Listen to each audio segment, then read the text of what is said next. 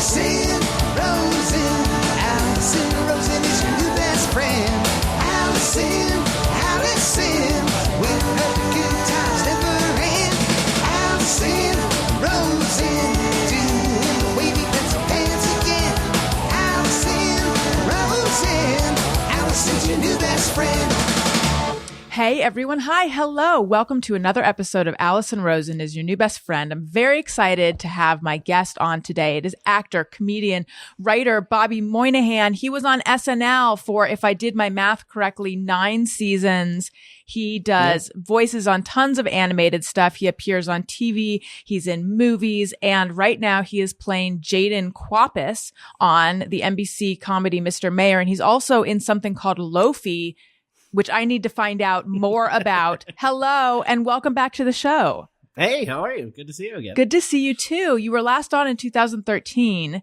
And wow. Yeah, I know. It's I didn't realize it was that long ago either. And you were talking about the fact that you were now 36 and you felt like it might be time to grow up. And that you did want kids someday, but at that point you said SNL was like your kid. Wow. Yeah, I know. And look at you. Like now you've now I done have actual children. I have children? An actual child. Well, no, I have an actual child. Yes, I named her SNL. Weird enough. No, I'm just kidding. Well, that makes sense then. There's continuity in your own life. Yep. You've moved cross country. You're not doing SNL anymore. You're doing other stuff. You are married. You have a child. Fill me. I want to hear everything, Bobby. Fill me in. That's pretty much it. Other than that, we haven't left the house in a year. Yeah, but honestly, that's it. Ever since SNL, got married, had a baby, been living life, doing a lot of cartoons. Moved out to LA. It's nice out here. We bought a house out here, and all is well. How are you? I'm good. Since I last talked to you, I've talked to your wife, Bryn, a little bit over the years. Yeah. For people who don't know, your wife is a very lovely and super talented Broadway star. And correct. All facts. Yes. I've seen her in Annie. I've seen her in, oh no. What's the name of the one about Las Vegas? Honeymoon in Vegas. Honeymoon in Vegas. Yes. Saw her in, oh no. I'm blanking Probably on it. Wicked. I don't think I ever saw her. Maybe I only saw her in those two. I feel like I've seen her in more stuff, but I'm always blown away. This isn't about Bryn though. But anyway, please give my love to her. But I will. I'm wondering, and you know what? Maybe it is about Bryn. I'm wondering how she's doing. It is. It's all about Bryn in my life, as it should be. I'm wondering how she's doing out here when Broadway's all the way across the country. Yeah, and non-existent at the moment, unfortunately. Right. She's doing well. We're doing okay. Thank God we have an absolutely wonderful child to keep us busy. But yeah, all is well. Yeah. So I do want to find out about your decision to leave SNL and to move cross country and all that. But let's just get into the Mr. Mayor stuff, because I recently learned that Mr. Mayor was originally supposed to be a spinoff of 30 Rock, right? I mean, I'm not sure, actually. Yeah. I'll tell you what I read and tell me if this jives with what you know. Because the truth is, I didn't get this from an inside source. I got this from an outside source, a little something I call Wikipedia. So perhaps it's wrong. But what it said was, initially it was supposed to be following Jack Donaghy's entrance into politics. And then Alec Baldwin dropped out. Ted Danson signed on, but he didn't want to live in New York. Or he didn't want to move to New York. So then it was rewritten as a show, set in Los Angeles. Is that right? I'm sure in some capacity they offered it to, or it was thought of for Alec at one point, and then went the other way. But I don't know the specifics. I got hired, and I'm happy. So when did you get involved? Pretty early on. Tina called me up and said, we're doing a new show, and we have this character in mind for you, and we would love for you to do it. Would you like to do it? And I said absolutely. That would be a blast. How did she explain the character to you? I don't necessarily think she did, really. She kind of just said, are you available and around to work? I had done Kimmy Schmidt with Robert Carlock, and Tina's put me in a bunch of things. She's always been absolutely wonderful to me. My first episode of SNL was the first time she did Sarah Palin, and then I was in Sisters, and I was on 30 Rock a couple times. She's just always been wonderful to me, and they put me on Kimmy Schmidt, and I met Robert Carlock, and we hit it off like gangbusters, and they were just like, we're doing this new thing, and we would like to work with you. So I think it kind of just. I probably like the first time I read the script was like the first time I saw what the character was, and it has changed absolutely. I mean, like everything does, it changes a million times before it gets to TV. Like the first couple scripts I read, the Holly Hunter character was completely different or wasn't there, and then there was, everything changes so many times. Yeah. So it just kind of ended up what you see on TV. Right. And when did you guys shoot it? Because I was surprised to see that the pandemic reflected in it. Yeah, we started shooting a year ago. Like we shot the first, I think we were in the middle of episodes 3 and 4. Like I was on the pitcher's mound at Dodger Stadium when I found out. I looked at my phone and it said Tom Hanks says that he has this thing called coronavirus. And I'm like, what? Yes. What are you talking about? Like, I remember just being like, what? And then the next day that was it. And then it was lockdown. Then we came back, I think 10 months later, almost, and did a couple more episodes and have since stopped again. Yeah. Was that harrowing going back? Was that scary? I mean, harrowing in the sense of like, I'm not a nurse, I'm an actor, and we were extremely pampered and safe. It was a very safe environment. Yeah. I mean, like pretty much the only time I've left my house past the gates or, in the last year was to go to work for that. But yeah, but it felt very safe. It was all wonderful. I remember, and this is a bit of a gross thing to admit, so judge me if you need to. But just talking about like the first learning about coronavirus, when I first heard about it, and like some people are really worried about it, I remember thinking, well, they're saying it's just a cold. I'm not a germaphobe. I'm not scared. Maybe I cannot believe this was my thinking. We can probably like go on a great vacation right now. Yeah. And then so fast it turned, that was an inaccurate assessment of the situation. I just remember thinking like kind of the first of it. I remember hearing about it. And then the first thing being on my radar was that Tom Hanks got it. Yeah. And then the next day was like, hey, we don't think we're coming to work tomorrow. And I was like, why? Mm-hmm. And then just didn't leave the house from then on. Right. From that moment on, I was like, I'll wait and see. How's waiting. it? Yeah, I know. Although I feel like there's a light at the end of the tunnel, but always. But it feels closer with the vaccine. But my ability, the last like 6 hours felt better. But my ability to withstand it is becoming less and less. Like I feel like it's weird. I almost have a nostalgia for the very beginning, or I have like a fondness for the naivete of the beginning where it's like, oh, look, we get to see in everyone's houses. When I turn on the TV, everyone's connecting from home. And now there's nothing novel about it at all. Yeah, it's a shame. It's work now. It makes you mad. It makes you go like, oh, I wish everyone just stayed home for a couple months in the beginning. There were people who were saying just a few weeks. And we could have wiped. Well, yeah, it's like it's if they were like, "Hey, nobody can leave your house," I'd be like, "All right, at this point, let's do it. Everybody, where we in? Let's high five and let's do it together." Right. So, how have you guys been managing? Good. We're you gotta. It's all about self love. I don't know if that's the right what's the right word? I'm looking self-care. Self-care, not self-love. Well, actually, for some people that is. Go for it. At this point, go for it. That's all I'll say about that. No, everything's great. I mean, like it could be so much worse. Yes, of course. But I mean, haven't you found yourself going a little bit nuts? I mean, doesn't everybody? I mean, like, yeah, yeah. I just try not to dwell on it. Yeah. Try to stay positive.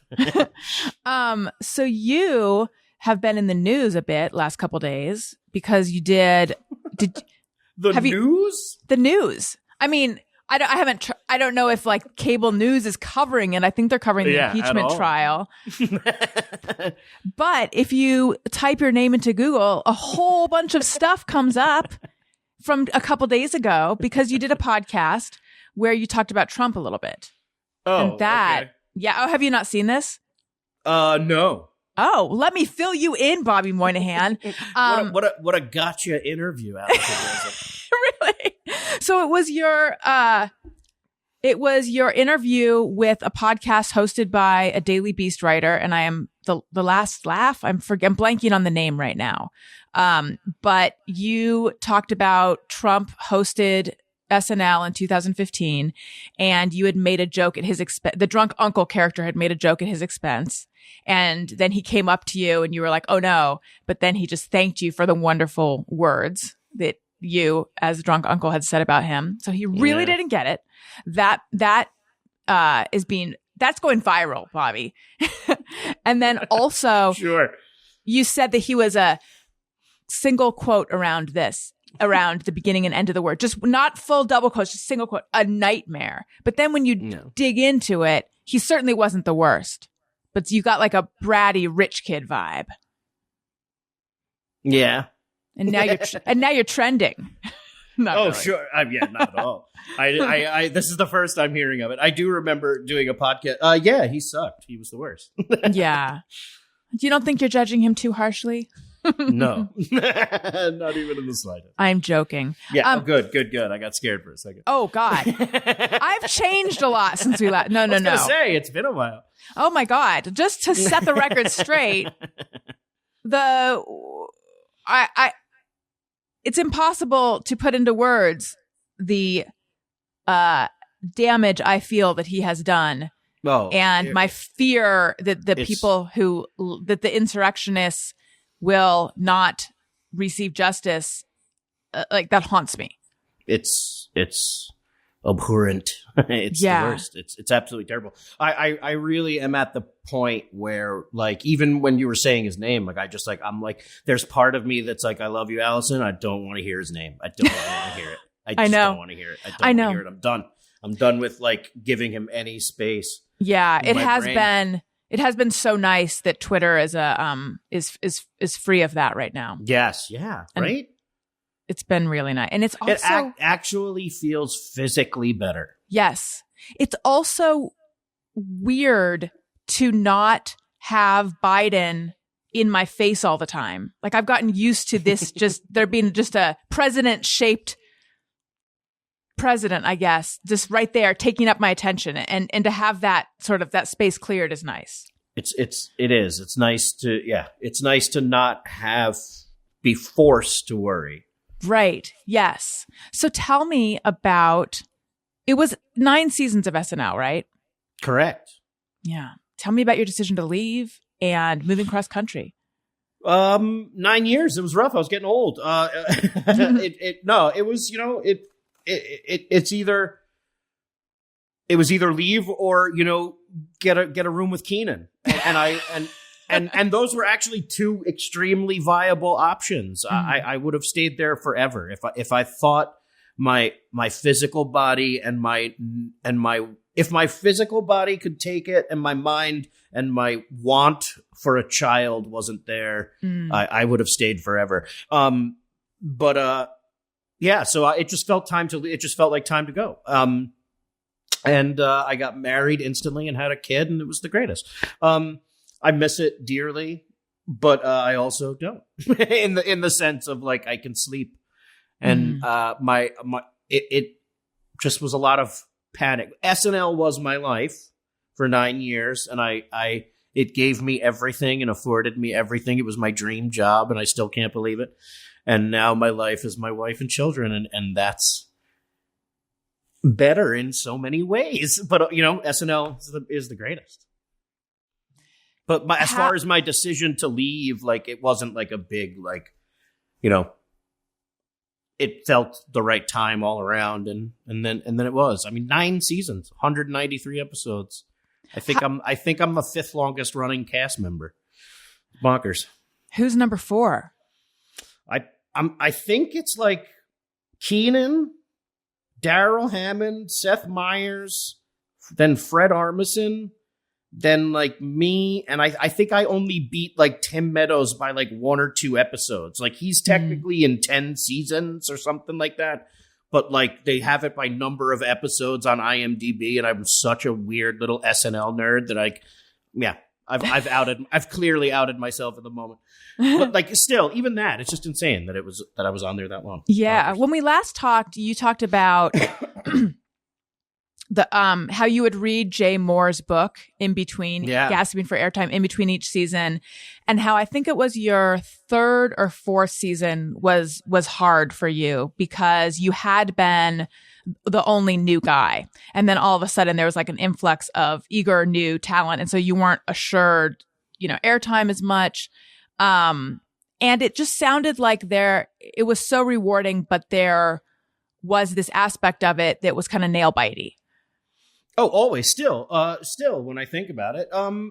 Yeah, well, I mean, in any situation, it was a high pressure situation. Lorne Michaels is like a very intimidating persona, but like now looking back, I'm like, oh, I should have just enjoyed it and had fun because it would have been so much easier for myself. Mm-hmm. But then I also look back and go like, oh, I did. I also had the greatest time of my life. Like, but people don't want to hear that. They want to hear the after party stories and how hard it was. Well, what I'm wondering though is, was it like that for all 9 seasons, or do you No. get into a rhythm where you kind of feel you trust your position there more? Of course. I mean, like you've worked at a place for a very long time, like it's odd with like television too. It was like in the beginning, I thought I was going to get like fired at any moment. That never ended from start to finish. And like in normal people's jobs, I don't think that happens. But like, there's like even the opportunity that you could go on and accidentally curse and get fired. Like, it was like it was just always around. But it's also like it's Saturday Night Live. You can't believe that you're there. It's like going to space. You're just like, what's happening? And then you're like, I want to not look back on this in 20 years and hate myself. And thank God I don't. I had an absolutely wonderful time. If I could go back and do anything differently, I would just slap myself on the face on the first day and go, it's already done. You got the job. Just relax. And now if the more fun you have, the more just unadulterated fun you have and confidence in yourself, the better you're going to do. And that's all I should have said and walked away. That's so true of like everything in life. Oh, yeah. I think.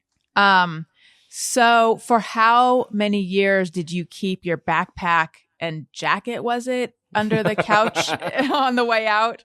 I think that was early on. That was only early on. Actually, it probably wasn't early on. It was probably like in the middle. And then it stopped, and then I gave up on that. But like, yeah, I was terrified of that place at one point. And that was so that if you needed to like freak out and grab your shit and go, you could. Yeah, I definitely had a go bag. Which I didn't even know. There was a guy who, a former regular on my show, who talked about, what did he call it? A bug out bag. I guess that's like a survival thing. Oh, amazing. I've never heard it. Bug out. Yeah, I think you can even buy like a pre-packed bug out bag.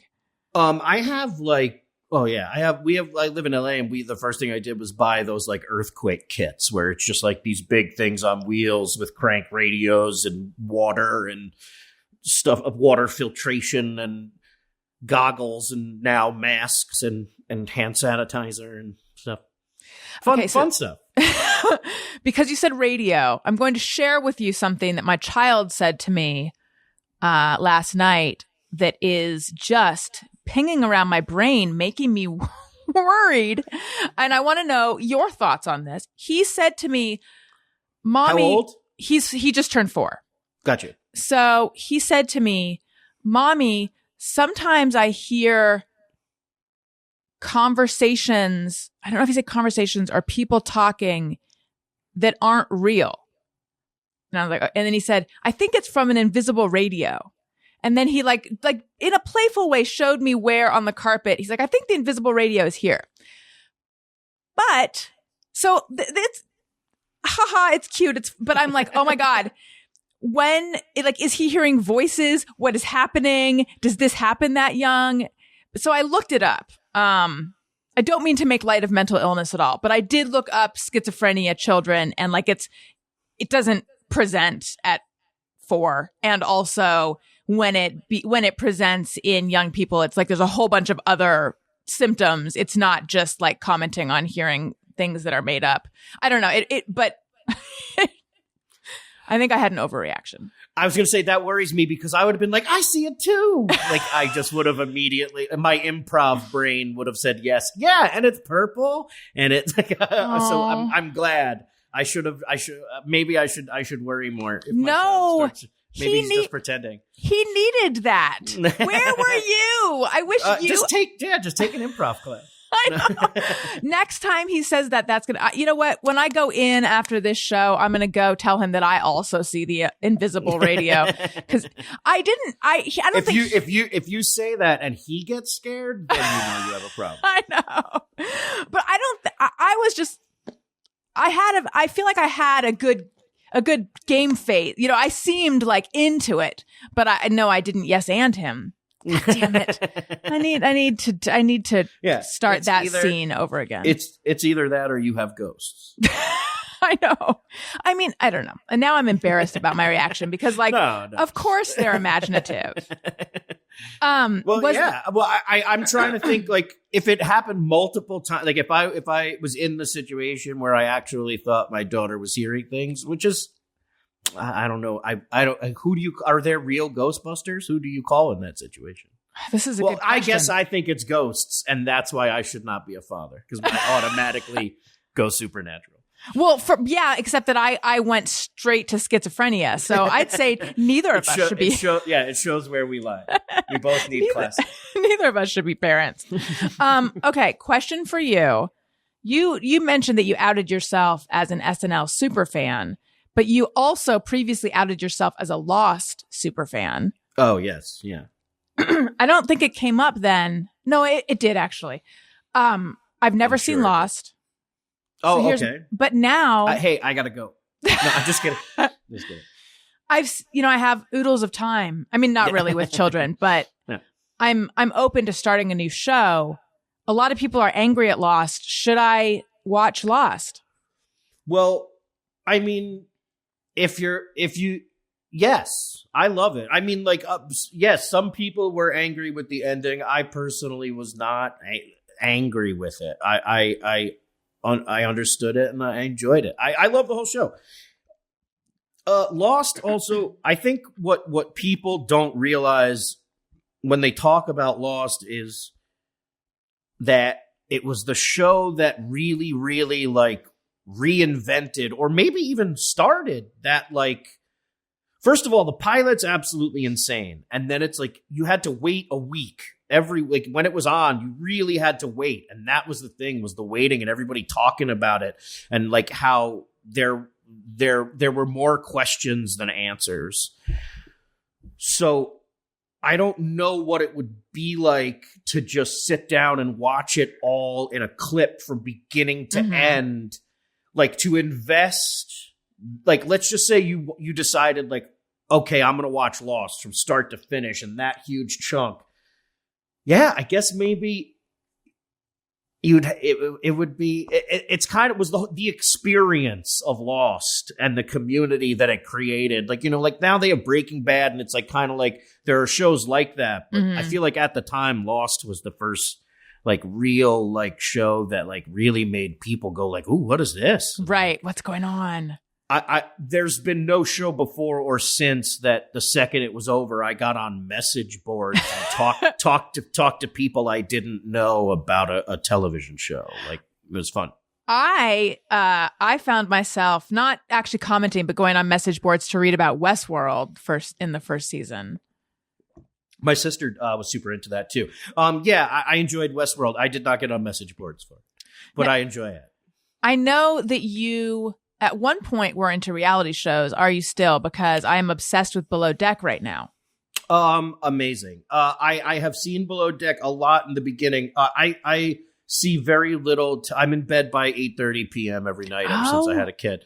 I'm terrible. Yeah. I catch, like, I'm watching WandaVision right now, and like there are certain things I'll watch, but yeah, no, my intake of entertainment has become like TikTok for 5 minutes, and like that, like dumb videos. Like I have no attention span anymore. I watch an insane amount of Pixar movies and Steve and Maggie on YouTube. A British guy with a bird puppet named Maggie. We haven't seen that. There's so much. If you don't know Steve and Maggie, Steve and Maggie is the greatest. He's super into Pocoyo, which he just found. God bless you. Pocoyo, Super Y, Blippi comes in and out. Oh, Blippi. Yeah. I kind of enjoy Blippi. Yeah. Isn't there like some crazy thing about Blippi though? I don't know. Google Blippi. It's no fun. Oh yeah. No, that came up. Who was it who was just I was on a podcast called The Daily Zeitgeist, and Blippi came up, and they were like, "Are you aware of the controversy?" And I said, "Oh, I sure am." So the guy's name is Stephen John, but he was a gross out comedian named Steezy Grossman. And he took a shit on some guy's chest. But it's just, I mean, is that not the American dream that now he can be a children's superstar? Like superstar. You shit on a guy's chest one day, and then another day, someone has a stuffed animal that has a voice in it. Right. Yeah. Welcome to America. There also was a little bit of controversy, but not in the same fun way. He had the live Blippi experience or something across the country, but it wasn't him. It was someone dressed up. Oh, it was just like a pseudo Blippi. Yes, a fake Blippi, like Blippo. Gallagher too. Yes. Wait, did you watch Kidding on Showtime with Jim Carrey? I did not. Okay. I only saw the first season. I need to watch the second season, but there is something he plays a Mr. Rogers type character, but there's like a lie. They're going to make a live. I thought you meant Blippi for a second. Oh, no. Jim Carrey. It's like, what? Anyway, I'm realizing they might have like done sort of a take on not the chest shitting, but the him not being himself. Anyway, let's get back to you, Bobby. No, I'd like to continue talking about Blippi. So how do you and your wife divvy up the childcare? Because Daniel and I, both of whom work, we're kind of going at the beginning, we're going nuts. And then we like came up with a schedule that changes each day. And we sort of switch off every 3 hours. That's pretty good. I mean, we're kind of the same, but like, I don't think it's as structured. I feel like we're pretty good. I'm very much a morning person. I get up and like I'm the most effective for the first couple hours of my day, and then I slowly start to lose steam. And she's the opposite, where like she needs a build up, and so we just kind of fit perfectly that way, and I'm able to work from home, so we're here, and everything's okay. So go to bed by 8:30. I wake up early. I wake up like 4 or 5, kind of. Well, 5 usually. I'm exaggerating. I wake up at 4 when I can't sleep, but I get up pretty early. Just to hold a mirror up to that. That it's not like you said, "Oh no, I get up at 5," and I'm like, "Oh, because that makes sense." Like those are both insanely early times to me, 4 or 5. Yes, very much so. And then what time does SNL just? I mean, like I was a bartender for many years, and like did comedy, and then SNL. Like I've always had weird sleep patterns. For 10 years, I slept for like 4 hours a night, and then from Sunday to Monday, for 20 hours straight. Like it was like I always had weird sleep patterns, but now I've just kind of had somewhat of a routine for long enough that like, I just get real tired early. I just kind of sleep when I feel like it's time. That's that self-love or self-care. Yeah. Is it even possible to have a child and be doing SNL? I mean, I know it's possible, but oh yeah, I remember Bill. I think Bill Hader had a kid while he was on SNL. Yeah, and yeah, it's extremely hard. You know, I wouldn't want to. Looking back now, like I don't know. I think obviously I would have been able to do it. You make it through everything, but it would have been extremely hard. There's part of me that wishes I had the implantation that having a child gives you, that you are not the most important thing in the world. Like I wish I had that before SNL, but not the but I would have died from never sleeping. Right. I think. Yeah, because I remember like the insane SNL hours, the staying up writing all night Tuesday. Did that get more and more difficult as you got older? Well, I mean, sure. Yeah, but it also lessened in a way, in the sense of like towards year 8 and 9, like I didn't go to every after party. And, you know, sometimes I was home at 1:15, or I would, like, the show ended and 4 minutes later I was walking through Times Square. People were like, what just happened? Like, we're just like, and yeah, I kind of made it easier on myself. But yeah, I got old and tired. I was older. I mean, I was 34 31 when I got it, 31. So I was almost 40 when I left, or 40. Was the plan? I don't do math anymore. There's no need. I refuse. Was the plan always to move to LA? No, not at all. I would have stayed in New York for forever. It more just felt like there's more space, and the work that the definite job that I had was out here, and then I got lucky and got more. Oh wait, which was the definite job? I was on a sitcom called Me, Myself, and I, and by definite job, I mean show that got canceled immediately. But like at the time, you know, I should say definite contract signed. When, so that was the impetus to come here. Yeah, I mean, like it was SNL was ending. I was looking for the next thing to do. That's such a huge thing in the SNL, you know, career spectrum, is what are they going to, you know, do when they leave SNL? And everyone's like, is that why you left? It's like, no, it's a job I got. We're all, you know, we're comedians working. And yeah, that was the job I took, was a CBS sitcom where I was a single dad. And I learned a bunch, and it brought me out here and afforded me to move into a nice house for a pandemic for a year. Do you miss New York? I do. Yeah, I do. It's so funny to see like people shoveling snow in their driveway and being like, oh. I know. I do. I miss having to put on 50 pounds of clothes to go get a bagel in the morning. Your baby was actually born when you guys were still in New York, right? Yes, she was born in New York City. What was that experience like of having a baby in the city? Because that seems difficult. It's funny when you say that. I think of Seth Meyers. Do you know the Seth Meyers story? Oh, right, where she was born in the elevator, right? Yeah, I whenever someone says is like, what is having a baby? Like, I'm like, we didn't have it bad. We didn't have it bad at all.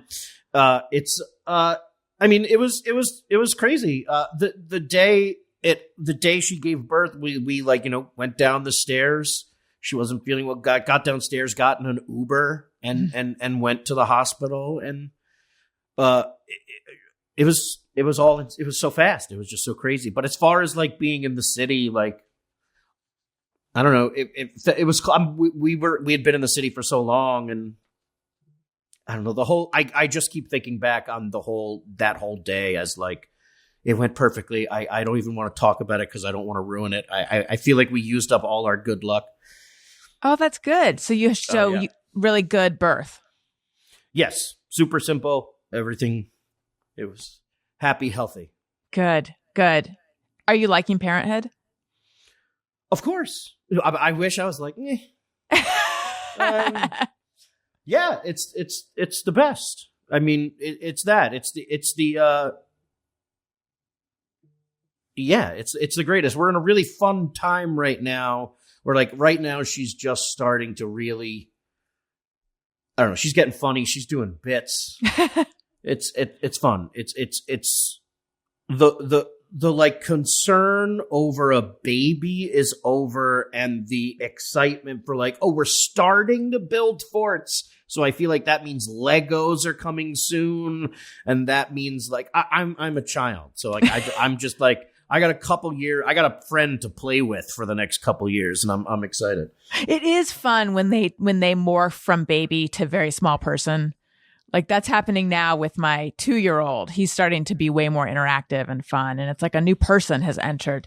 Yeah, that's yeah. It's like or we have like we haven't had a play date in months, and then we're inside for 2 weeks, and we have a play date, and and then that night she'll be like a year older. Does that make sense? Yes. Or we went to like one of those drive-through, like it was like Jurassic Quest, like where you just get in the car and you drive around, and you go. You know, they have a bunch of these things in LA where it's just like, now that's the entertainment that we have, and it's like that experience, like that. Like it'll be like 3-week periods, and then all of a sudden she'll jump. Yes. What seems like years in comprehension. It's so weird the way, it's so weird the way like the development seems to be in fits and starts. Like all of a sudden there's like, oh, you're speaking in paragraphs now. And listen, you guys, and Bobby, if you're having trouble meeting your goals or difficulty with relationships or trouble sleeping, or you're feeling stressed or depressed, BetterHelp is available. BetterHelp offers online professional counselors who can listen and help. You simply fill out a questionnaire to assess your needs, and BetterHelp will match you with your own licensed professional therapist. You can start communicating in under 48 hours. BetterHelp counselors have a broad range of expertise.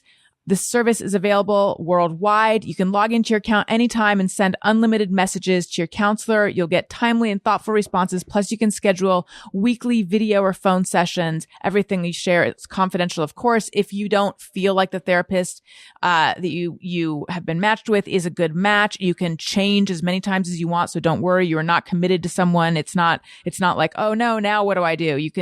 They will get you to the right person.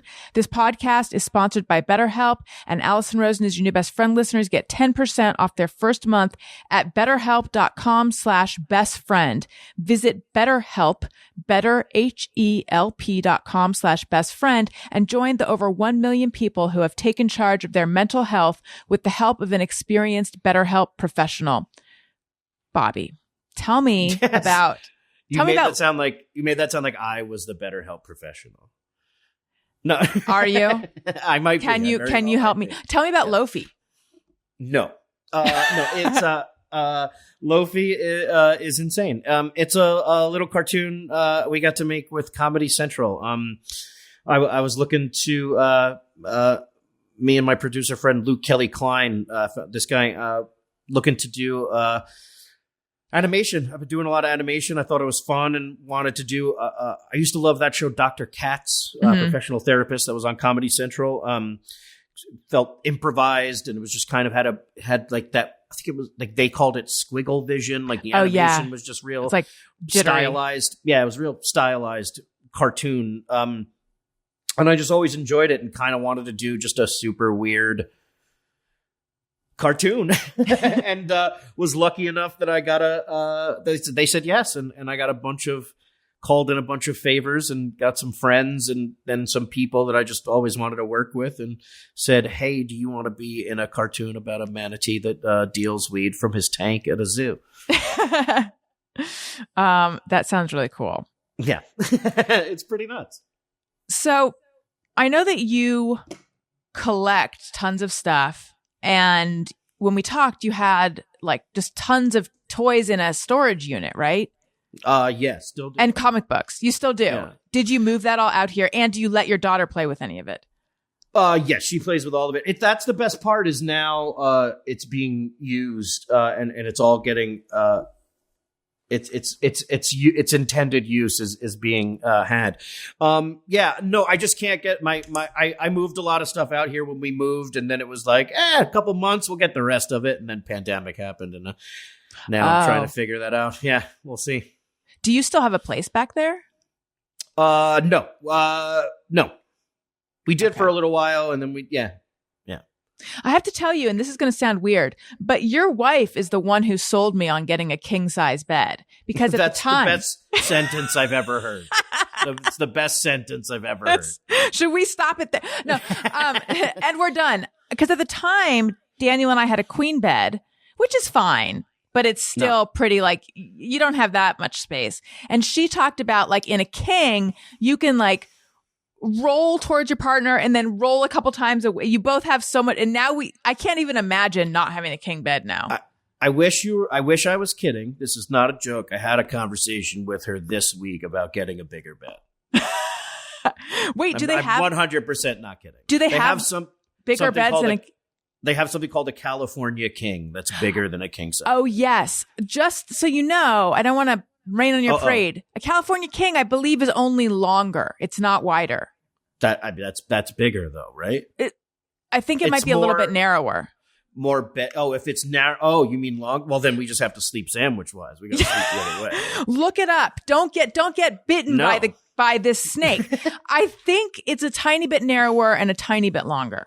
Have you ever seen those? Have you ever seen those like dividers they sell or for like hotels that you can like, so you can push two beds together and it's like a pillow that's shaped like a T almost. No.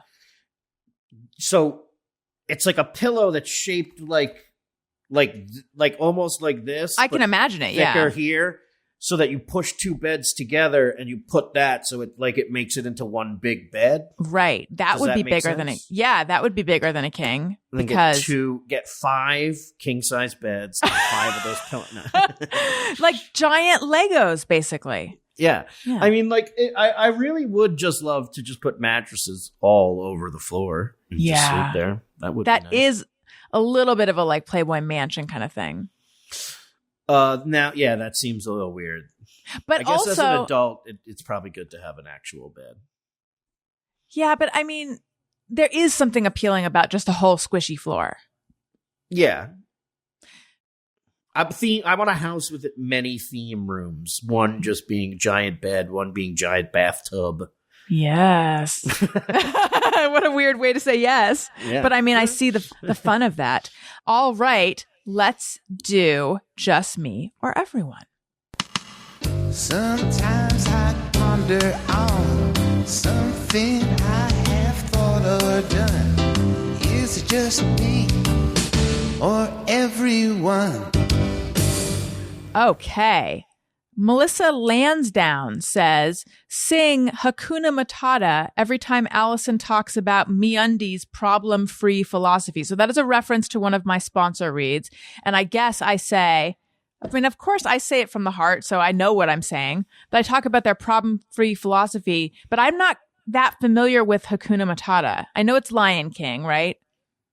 Yes. Seriously? You don't know Hakuna? You don't know? Does it mean no worries? Oh, come on now, Alison Rosen. Does it mean Hakuna no worries? Matata? Of course it does. Does it mean no worries for the rest of your life? I'm seriously, I feel like Hakuna Matata is one of the greatest well-known songs of all time. You know, for some reason, it means no worries for the rest of your days. But bare necessities. It like Hakuna Matata starts in my head and then it's called the bear. And like that is just kicking it out because we just watched Jungle Book recently. Oh, yeah. I'm sure I know Hakuna Matata. I'm sure I know it. How can you? That's one of those songs where I go like, if you have ears and you've ever been to a store, you have to know it. It's like that's like not knowing "Let It Go" from Frozen.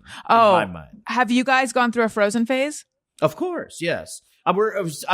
Whenever I hear certain Frozen music, I am immediately taken back to that like time period of my life when we were in this brand new house. It was like right before we were moving into, yes, very much so.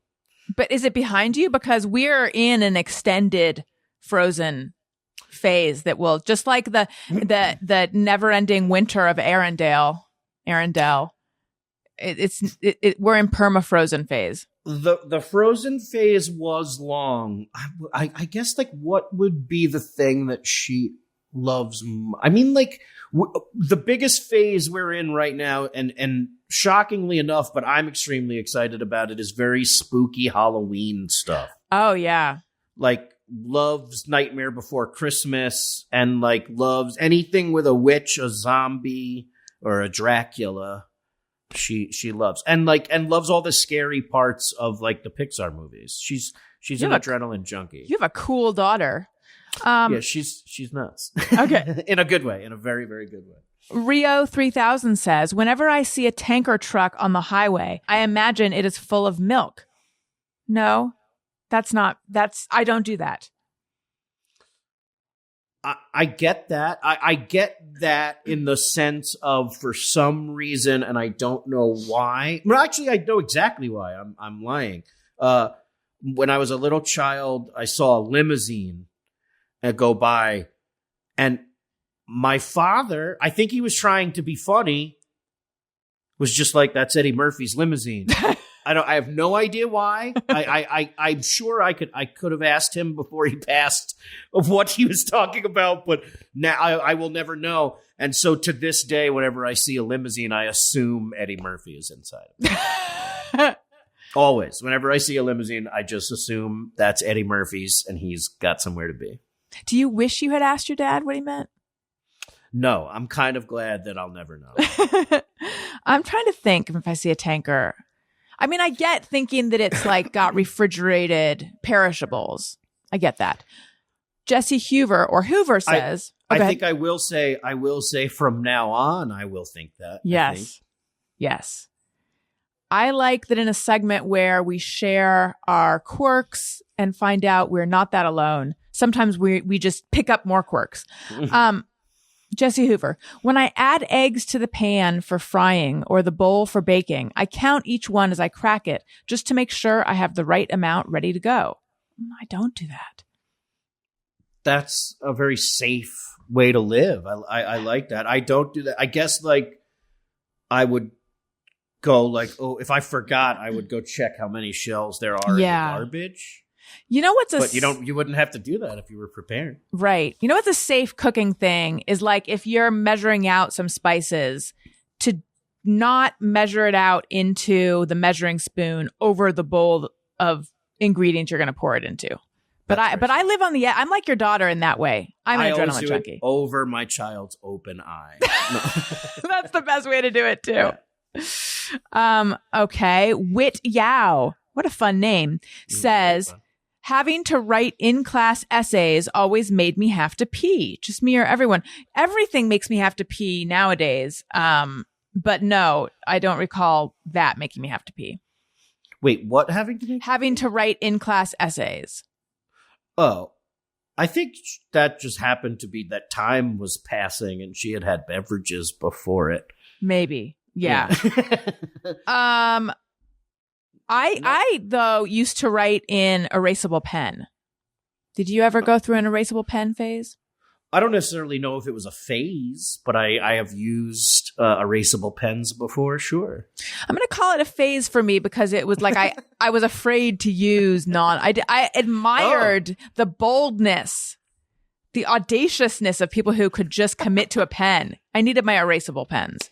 I was strictly Sharpie from a baby. No. Wow. No, now that is someone who is comfortable with their voice. And the thing about erasable pens is the ink and all the words would like then transfer onto the side of your hand, which I'm holding for anyone who wants to see what I'm talking about and wants to see when Bobby said that T pillow connector thing. It looks like this. You can see that at youtube.com/Alison Rosen. Please make sure you're subscribed. Okay. And lastly, Krista Lorenz says, I keep my thermostats at even numbers, both in my car and my home. Examples are 68, 74, 78. If they are on odd numbers, I have to change it. Well, Krista, that's nuts because obviously you should be on odd numbers, which is what I prefer. Is that true?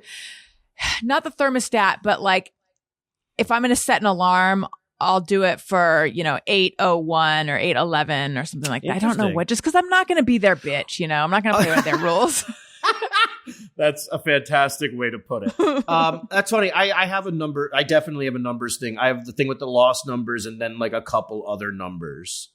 Like what? Like I have, well, like a 19 was like my hockey number and just like a unlucky number in my life. And now like the number of my daughter's birth, like, just certain numbers, keep popping up. But if you look for it, but the lost numbers too. I also put the lost numbers like in everything. Like their lost numbers show up in all of Loafy. I put them in a bunch of SNL sketches. I definitely put them in a Mr. Mayor episode recently on a notepad that I was holding. See, and I don't even know what the numbers are because I haven't seen it. Oh, well, you'll see, and I won't spoil it for you. Enjoy. I think I need to watch it, except that so many people were disappointed with the ending because they felt like it was... It's crazy to me that you don't know the numbers from Lost and Hakuna Matata. Those are two things in the zeitgeist that I feel like I should like know. I was not a big Seinfeld fan, but if like somebody made us like a reference about the puffy shirt, like I was like, oh, I know what you're talking about. Yeah, I know. And I really feel like I've gotten far in life by knowing just enough. But this is where it all came my house of cards came crashing down, Bobby. Maybe I'm just being a nerd snob and that's all. I was going to ask if you are judging me, and I guess I have my answer, don't I? No, I just can't. I just am truly fascinated by us dullards. Hakuna Matata is no. Hakuna Matata is just something that I go like. I feel like Hakuna Matata is like happy birthday, like you just know it. Maybe I'm being way over presumptive. Like my daughter knows Hakuna Matata, I think. Maybe I need to ask Owen won't be able to offer an answer that makes sense, but I need to ask Elliot if he knows it. Like I said, I think I know it for some reason, Bare Necessities is elbowing it out of the way. Okay, put it this way. Do you know about this trend or like put it this, if I went into a Home Depot right now, today with a mask on and I went, Hakuna Matata, I bet you a bunch of people would start singing the correct lyrics. But if I went into, maybe not a bunch of people, just if I was lucky enough to get some fun other people like me in a Home Depot. But if I went into a Home Depot and sang Bare Necessities, I think a bunch of people would just go, what? But if I were in there also with a mask, I would be like, I know the lyrics. I'm not going to sing them. Yeah. Okay, I think there's more chance of Hakuna Matata singers in a Home Depot than there. That's all I'm saying. So what happened? Just sing it a tiny bit. Never. My wife is a Broadway singer, and I refuse to sing on tape anymore. Fine. It's Hakuna Matata. What a wonderful phrase. Hakuna Matata for the rest of your days. It means no worries for the rest of your days. It's our problem-free philosophy, Hakuna Matata. Okay. I just need to redeem myself for a second. No, it's not, there's no redemption here. It's just an excuse. I need to offer an excuse, which is I have 2 children. They are making me way less smart. So I suspect I know it. And unfortunately, the slate has been wiped clean with other unimportant stuff. My hope is that I am in no way making you feel less than for not knowing the lyrics to Hakuna Matata. I'm just shocked. I feel judged. I don't mean to. You should. I'm not going to release this. This is just going to be lost to the sands of time. Bobby, it was so nice catching up with you. Please tell everyone to plug anything you'd like to plug. Tell them what to go look for.